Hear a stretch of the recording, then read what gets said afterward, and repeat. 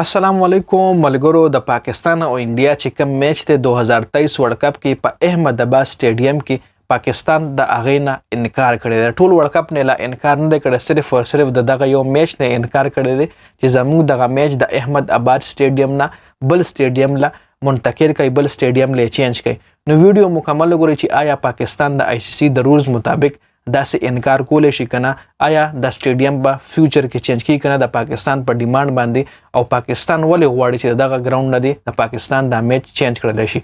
نو ویډیو مکمل وګورئ، په دې ټاپک باندې خبره کوو. جی راځو د ویډیو مین ټاپک طرف ته چې پاکستان انډیا نه دا ډیماند کړی دی چونکه د ورلد کپ نه لاس انکار نه دی کړی، خو زموږ د میچ کم دی کم چې په احمدآباد سټیډیم کې دی نو دی نه چینج کوي. احمدآباد چې کم د سټیډیم دی دا مودي سټیډیم د دې نوم دی مودي سټیډیم، اور دا د انډیا سره چې د ټولي دنیا ټول نه غټ سټیډیم دی.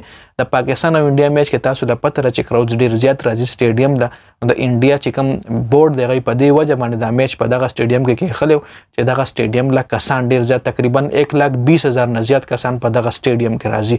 نو ځکه په دغه سټیډیم کې دغه میچ ارینج کړي، خو چون کې په دغه سټیډیم چې کم دی دا په احمدآباد کې دی او په دغه علاقې باندې د مودي حکومت دی او د مودي چې کم دی پاکستان سره نه لګي او د پاکستان ټیم له دغه ته خطر لګ زیاته ده. په دې وجه باندې خطر ولې زیاته راګوره په دغه شیوسینا چې کم دی دا د مودي یو خاص سړی دی. شیوسینا چې کم دی چې په آسان الفاظو کې د لویم دا یو ډون دی د انډیا یو غټ بدمعاش دی. په 2011 ورلد کپ کې هم شیوسینا د پاکستان کرکټ ټیم له دمکیانې ورکړې وي او د بی سی سی آی له د انډیا کرکټ بورډ له دا ویلو چې پاکستان کرکټ ټیم به ممبئی ته نه راځي، که چېرې ممبئی ته راغو نو موږ به ټوله ممبئی سوځو او کیدای شي د پاکستان په کرکټ ټیم باندې موږ هم حمله وکړو په 2011 ورلد کپ کې. جی خو چونکې پاکستان بیا کوالیفای نه وکړي نو هغه ممبئی سټیډیم له پاکستان نو تللی. دا په 2011 کې شیوسینا چې کم دی دا دمکی ورکړې وه.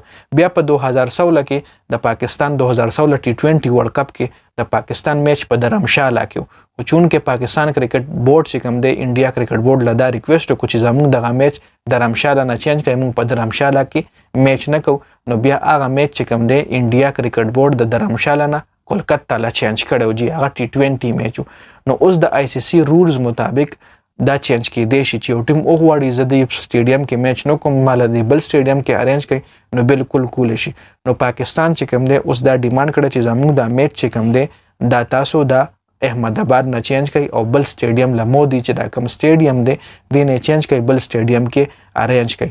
نو د آی سی سی د رولز مطابق بالکل پاکستان له دا حق حاصل دي چې د خپل میچ بل سټیډیم له چینج کولی شي. خو ریزن به ولخی او ویلډ ریزن به ولخی نو بالکل پاکستان سره ریزن شته، سکیورټي ایشو ولا خول شي چې موږ له پدې سټیډیم کې سکیورټي ایشو ده او موږ له دا میچ چې کم دی احمدآباد سټیډیم نه بل سټیډیم له چینج کوي.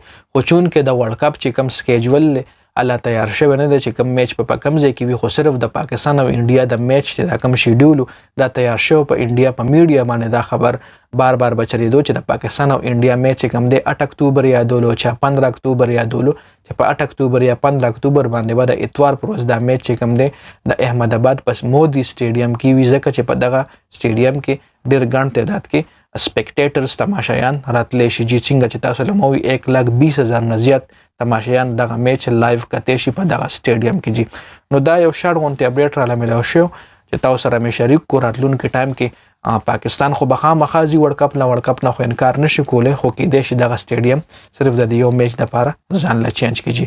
نو د ویډیو کتلو زیاته مننه. ویډیو مخکې ملګرو سره شریک کړئ، جنید خان افیشل چینل هم سبسکرایب کړئ، پیج هم لایک کړئ. والسلام.